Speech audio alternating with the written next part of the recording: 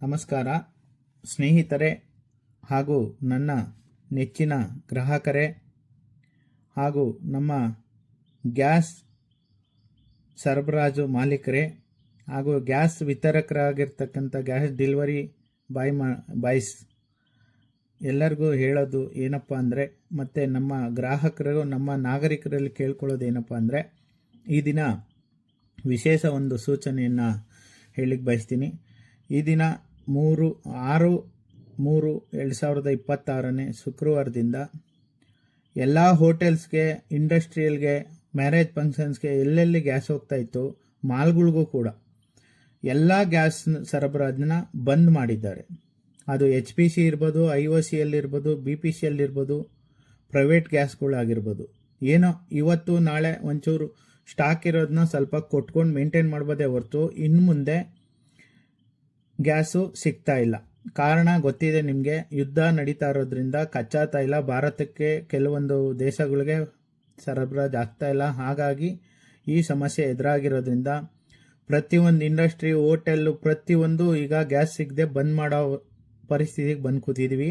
ಇನ್ನು ಕೆಲವೇ ದಿನಗಳಲ್ಲಿ ಮುನ್ಸೂಚನೆಗೆ ಹೇಳಬೇಕು, ಡೊಮೆಸ್ಟಿಕ್ ಮನೆಗೂ ಕೂಡ ಗ್ಯಾಸ್ ಸಿಗಲ್ಲ, ಆ ಪರಿಸ್ಥಿತಿಗೆ ನಾವು ತಲುಪಿದ್ದೇವೆ. ಅಟ್ಲೀಸ್ಟ್ ಕರೋನಾ ಬಂದಾಗ ಗ್ಯಾಸಾರು ಸಿಗ್ತಾ ಇತ್ತು, ಈಗ ಅದು ಇಲ್ಲ ಅಂದರೆ ಹೆಂಗೂ ಊಟ ಮಾಡೋದು? ಕೊನೆಗೆ ಕಟ್ಟಿಗೆನೇ ನಮಗೆ ಮುಖ್ಯ ಆಗುತ್ತೆ. ಆ ಪರಿಸ್ಥಿತಿಗೆ ತಲುಪಿದ್ದೀವಿ. ಇದು ನಮ್ಮ ದುರಾದೃಷ್ಟಕರ ಅಂತ ಹೇಳಲಿಕ್ಕೆ ಇಷ್ಟಪಡ್ತೀನಿ.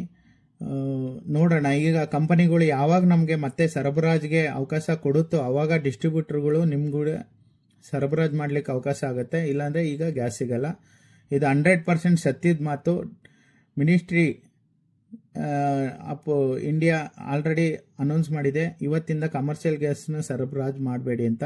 ಡೊಮೆಸ್ಟಿಕ್ಗೆ ಅವೈಲೇಬಲ್ ಇದೆ, ಅದರಲ್ಲೂ ಕೆಲವೊಂದು ವರ್ಗದವ್ರಿಗೆ ಮಾತ್ರ ಕಡ್ಡಾಯ ಕೊಡಲೇಬೇಕು ಅಂತಲೂ ಆರ್ಡರ್ ಆಗಿದೆ.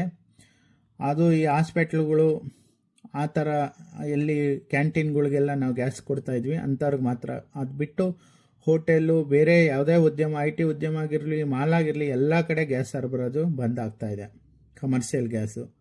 ಅದೇ ರೀತಿ ಗೇಲ್ ಗ್ಯಾಸು ಕೂಡ ಬಂದಾಗ್ಬೋದು. ಅದ್ರ ಬಗ್ಗೆ ಇನ್ನೂ ಮಾಹಿತಿ ಬಂದಿಲ್ಲ. ಹಾಗಾಗಿ ದಯವಿಟ್ಟು ಈ ಒಂದು ಮೆಸೇಜ್ನ ಫಾರ್ವರ್ಡ್ ಮಾಡಿ, ಮತ್ತು ನೀವು ವಿಚಾರಿಸಿ ಎಲ್ಲ ಕಡೆ ಬೇಕಾದರೆ ಅಂತ ಹೇಳಲಿಕ್ಕೆ ಇಷ್ಟಪಡ್ತೀನಿ. ದಯವಿಟ್ಟು ಸಹಕರಿಸಬೇಕು ಗ್ರಾಹಕರು ಅಂತ ಕೇಳ್ಕೊಳ್ತಾ ಇದ್ದೀನಿ. ನನ್ನ ಹೆಸರು Ravidas KV, Karnataka gas vendor welfare association ರಾಜ್ಯ ಅಧ್ಯಕ್ಷರು. ಹಾಗಾಗಿ ಈ ಮಾಹಿತಿಯನ್ನು ನಾನು ಎಲ್ಲ ನಮ್ಮ ಸಮಸ್ತ ನಾಗರಿಕರಿಗೆ ತಿಳಿಸಲಿಕ್ಕೆ ಇಷ್ಟಪಡ್ತೀನಿ. ಜೈ ಹಿಂದ್.